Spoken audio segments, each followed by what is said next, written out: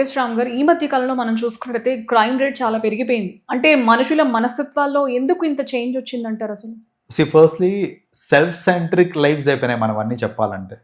అసలు ఎందుకు ఇంత సెల్ఫిష్నెస్ అనేది లేకపోతే ఇవన్నీ ఎందుకు ఎక్కువైపోయింది అని అడిగితే, ఎర్లియర్ మనమంతా ఏంటంటే ఒక న్యూక్లియర్ ఫ్యామిలీ కాకుండా మొత్తం జాయింట్ ఫ్యామిలీస్ అనేవి ఎక్కువ కనిపించాయి. ఈ మధ్యన న్యూక్లియర్ ఫ్యామిలీస్ ఎంతైతే కనిపిస్తున్నాయో అదే లెవెల్ ఆఫ్ జాయింట్ ఫ్యామిలీస్ కనిపించాయి. సో ఒక జాయింట్ ఫ్యామిలీలో మీరు ఉన్నారనుకోండి, మనకేంటంటే అన్కండిషనల్ లవ్ అంటే ఏంటి, రెస్పాన్సిబిలిటీ టువర్డ్స్ అదర్ పర్సన్ అంటే ఏంటి, ఒక పర్సన్కి మనకి ఏదైనా ఇబ్బంది వచ్చింది అని అంటే ఒక నలుగురు ఎలా ముందుకు వచ్చి సహాయం చేస్తారు, ఇవన్నీ కనిపించాయి ఒకప్పుడు.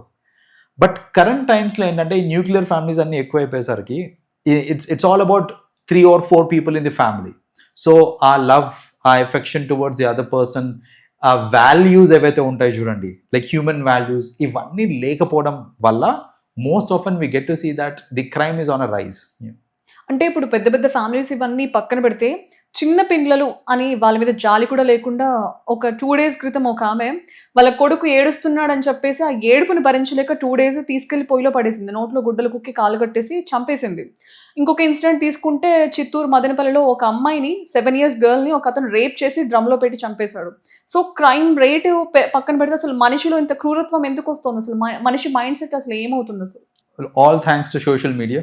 లైక్ ఇంతకు ముందు social media was not this intense. So ఇప్పుడు ఏంటంటే ఏదన్నా సరే చాలా ఈజీగా విజిబుల్ అవుతుంది. లైక్ ఐడియా జనరేషన్ కానివ్వండి,